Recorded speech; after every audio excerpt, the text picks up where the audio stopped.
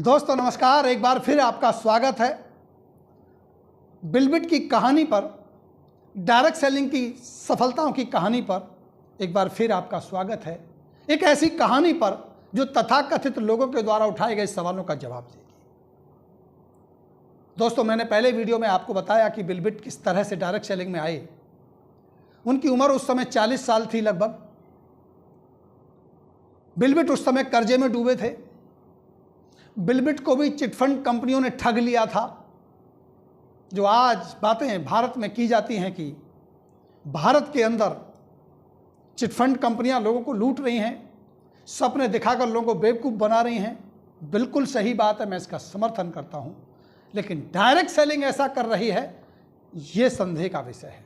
Direct selling के नाम पर, डायरेक्ट सेलिंग की आड़ में बिल्कुल सही बात है कि कुछ भी हो रहा होगा और हो रहा है। मैं इन सारे पहलुओं पर भी चर्चा करूंगा, लेकिन आज का ये वीडियो मैं बढ़ाना चाहता हूं बिलबिट की सफलता को लेकर के। आखिर कौन थे बिलबिट, क्या शख्सियत बनी, क्या दुनिया में उन्होंने डायरेक्ट सेलिंग को जगह दी, डायरेक्ट सेलिंग को स्थापित किया। ये बात मैं पहले वाले वीडियो में बता चुका हूं कि बिलबिट कैसे इस व्यापार में आए। मैं आज कुछ ऐसी कहानियाँ आपको बताऊँगा बिलबिट के बारे में कि उनकी सफलताओं को के पैमाने को तय करेंगी कि कौन थे बिलबिट और क्या उनकी सफलता हुई।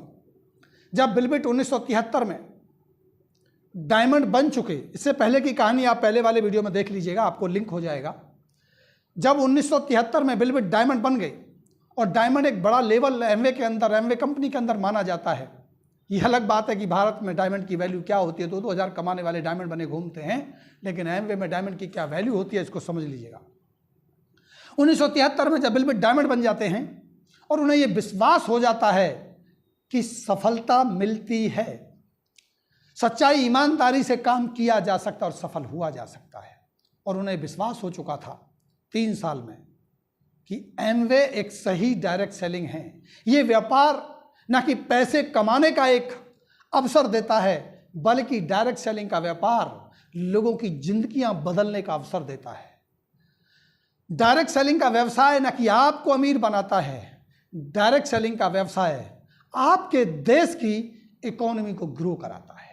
डायरेक्ट सेलिंग का व्यवसाय ना कि आपको एक सफल बिजनेसमैन बनाता है, डायरेक्ट सेलिंग का व्यवसाय हजारों लाखों लोगों को एक अच्छा बिजनेस, एक अच्छा मौका देने का माध्यम बनता है, और वो कारण बनते हैं आप।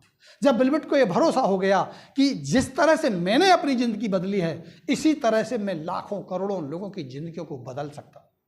क्योंकि बिलबिट डायमंड बन चुके थे, बिलबिट के पास कोई कर्जा नहीं था। 1973 में बिलबिट के पास एक अच्छी गाड़ी थी, बिलबिट के पास एक अच्छा घर था। बिलबिट 1973 आते आते एक अच्छी ज़िंदगी का निर्वहन करने लगे थे, लेकिन उन्हें भरोसा हो चला था कि डायरेक्ट सेलिंग की वजह से मेरी ज़िंदगी बदली है। अब मेरा फ़र्ज यही है कि मैं इस व्यवसाय के माध्यम से, उन अपने द्वारा किए गए उन अनुभवों के माध्यम से मैं लाखों लोगों की ज़िंदगियों को बदल सकता हूँ।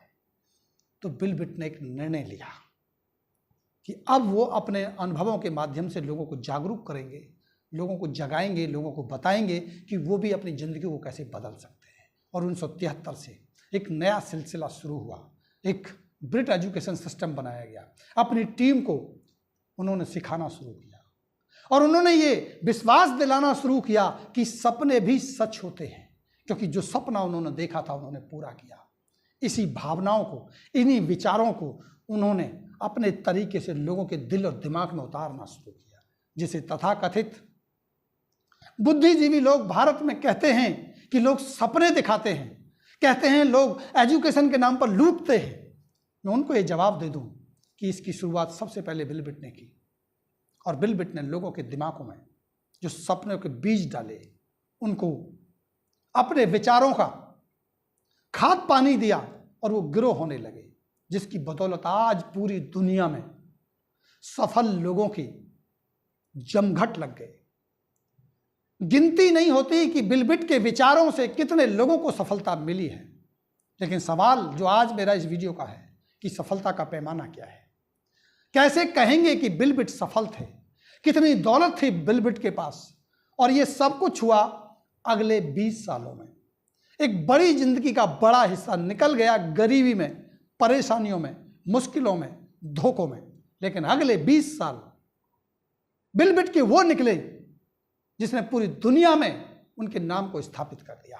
एक बार फिर दोबारा से दोहराता हूं, 1931 में जन्मे, 1973 तक सिर्फ मेहनत करते रहे, पूरे के पूरे लगभग 42-43 साल निकल जाने के बाद बिल ने वो हासिल कर लिया जो वो सोच भी नहीं सकते थे। अब मैं आपको बताना चाहता हूं कि आखिर बिल ने कितनी दौलत कमाई। बिल के बारे में बातें बहुत सारी की जाती हैं, उनकी सही संपत्ति का अंदाजा नहीं लगाया जा सकता, लेकिन घटनाएं हैं।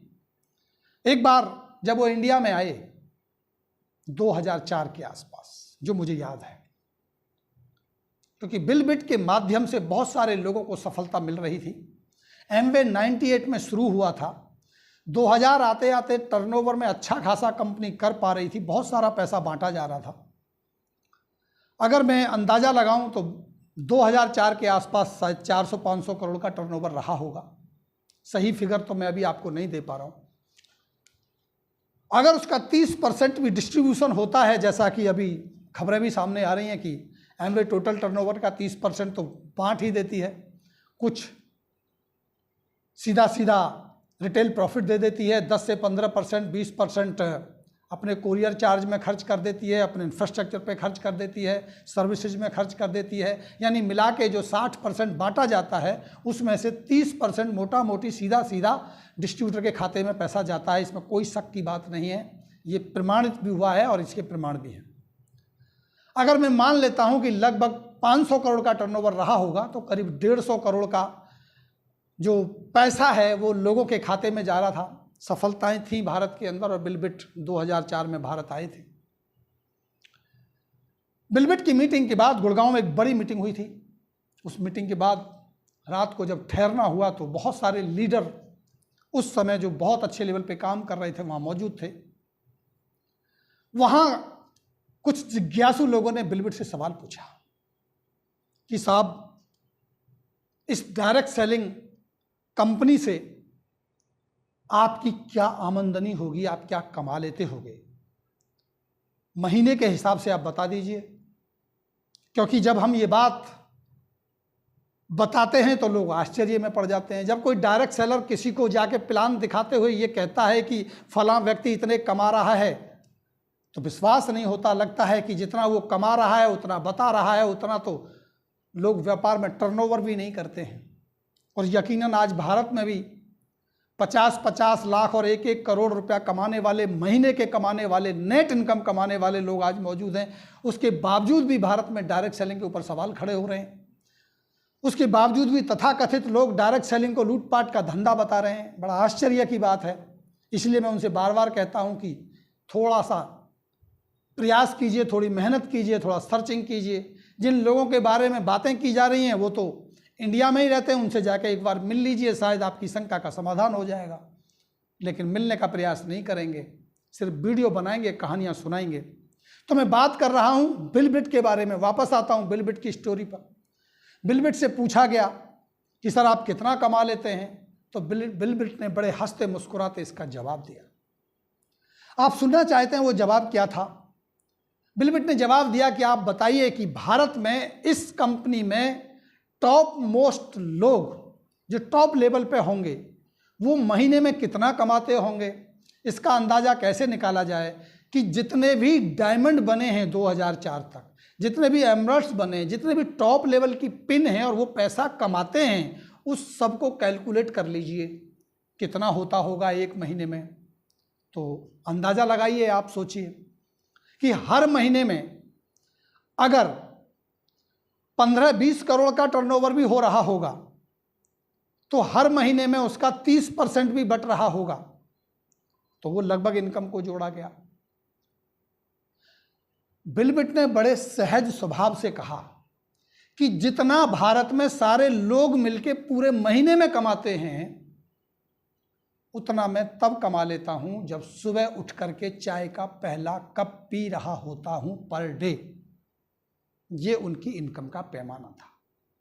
यानी सही अंदाजा लगाया नहीं जा सकता, क्योंकि बिल का अंदाज यही था। बिल एक बहुत ही मुखर प्रवक्ता थे, बिल थोड़े मजाकिया भी थे और वो अपनी बातों का उत्तर ऐसे ही दिया करते थे और उन्होंने उत्तर दिया। अब आप सहज अंदाजा लगा सकते। फिर एक सवाल और आया, बिल बिट से पूछा गया कि सर बताया जाता है कि आपके पास कोई संतान नहीं है, बिल और पैगी ब्रिट दो हैं और आपके पास इतना बड़ा घर है कि बताते उसमें बहुत सारे कमरे हैं, तो आप दो व्यक्ति किन किन कमरों में सोते होंगे?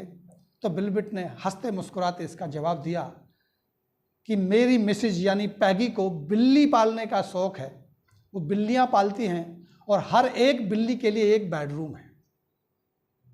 घर कितना बड़ा है, इसके जवाब में बिल बिट ने बताया कि एक बार पैगी नाराज हो गई। नाराजगी का कारण जाना गया तो नाराजगी का कारण यह था कि उनकी बिल्ली एक उनके घर में जो बने गटर होते हैं उस गटर में गिर के उसको नुकसान हो गया। पैगी नाराज थी तो पैगी ने बिल से कहा कि तुमने हमारे इन गटरों को कवर अप नहीं करवाया है, उसमें बिल्लियां जाके गिर जाती हैं, नुकसान होता है। तो बिल ब्रिट ने उस गटर के ढक्कनों को रिपेयर कराने के लिए जो कॉन्ट्रैक्टर को टेंडर दिया वो इंडियन करेंसी में लगभग 1 करोड़ के आसपास था।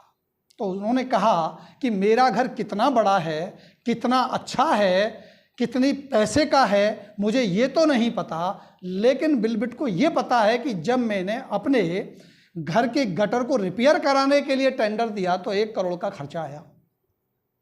ये उनके बताने का अंदाज था और ये उनकी सफलता का पैमाना था। यकीनन दोस्तों लोगों को विश्वास नहीं होता। इन कहानियों को सुन के वाकई उन लोगों के दिमाग हैंग हो जाते हैं जो सपने देखने से वंचित रह जाते हैं, जो सफलता के पैमाने की कदर नहीं करते। यकीनन सफलता का पैमाना यही है। एक और घटना चलते चलते मैं आपको बताता हूं, शायद आपके लिए बहुत ज़रूरी है। लोग कहते हैं कि लोग मना कर देते हैं, लोग कहते हैं कि इस व्यापार को लोग समझते नहीं हैं। मैं कहता हूं ये उनकी मानसिकता है। लोग तो बिल बिट की बात को भी नहीं समझते थे। जब बिल बिट ने इतनी बड़ी दौलत अर्जित कर ली, सफलता को हासिल कर लिया, बिल बिट का इतना बड़ा घर हो गया, बिल बिट के पास अपना खुद का जहाज हो गया, बिल बिट के पास बहुत बड़े घोड़ों का अस्तबल हो गया, बिल बिट के पास महंगी महंगी गाड़ियों का काफिला हो गया, तो बिल बिट से मिलने के लिए उनका एक दोस्त बहुत समय के बाद पुराना दोस्त आया और उन्होंने कहा कि बिल बिट आपने ऐसी दौलत कमाई है, ये कैसे किया आपने? तो बिल ने उनको इनवाइट किया, बुलावा दिया, उनके वो घर आया और घर आकर के उन्होंने कहा कि आइए, आप मेरे घर आइए, मैं आपको बताऊंगा कि मैं क्या करता हूं। और खाने के साथ बिल बिट ने जब उनको प्लान दिखाया तो पूरा प्लान देखने के बाद उनके दोस्त ने कहा क्या ये एमवे है? तो बिल बिट ने कहा कि हाँ ये एमवे है और ये सब दौलत, ये सब कुछ सफलता मैंने एमवे के थ्रू बनाई है और यही बिजनेस है। तो यकीन मानिए दोस्तों, उनके दोस्त ने बिल को क्या कहा होगा? क्या उन्होंने ज्वाइन कर लिया होगा? क्या उन्होंने बहुत सारी सफलता हासिल कर ली होगी? क्या वो व्यक्ति बिल की उस सफलता पर भरोसा करके बहुत बड़ा काम कर गए होंगे? तो यकीनन आप गलत सोच रहे हैं। उनके दोस्त ने टेबल पर बिल से कहा कि बिल तुम फंस गए हो, तुम गलत काम में हो, ये एमवे नहीं चलता, मैंने भी किया था, मेरे दोस्तों ने भी किया था, मेरे रिश्तेदारों ने भी किया था, सभी बर्बाद हो गई। ये बिल बिट के सामने उनके दोस्त ने उनसे कहा कि व्यापार नहीं चलता, मैं कदापि इसको शुरू नहीं करूंगा। अगर बिल बिट की इतनी सफलता के बाद बिल बिट को लोग मना करके चले जाते हों तो उन तथाकथित लोगों का क्या कहना जो भारत में 25 साल बीत जाने के बाद आज भी डायरेक्ट सेलिंग के ऊपर सवाल खड़े करते हैं और कहते हैं कि ये काम नहीं करता। ये उनकी गलती नहीं, उनकी मानसिकता का दोष है, ये उनके अनुभव का दोष, उनकी जानकारियों का दोष है, उनकी विचारधारा का दोष है।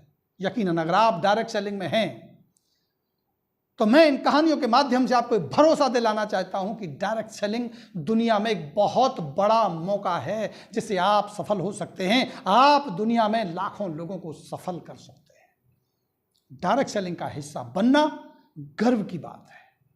यकीन मानिए दोस्तों, बिल ब्रिट पूरी दुनिया में न कि खुद सफल हुए हैं, लाखों करोड़ों लोगों को सफलता का उन्होंने विचार दिया है, उन्होंने सफलता का आईना दिखाया है।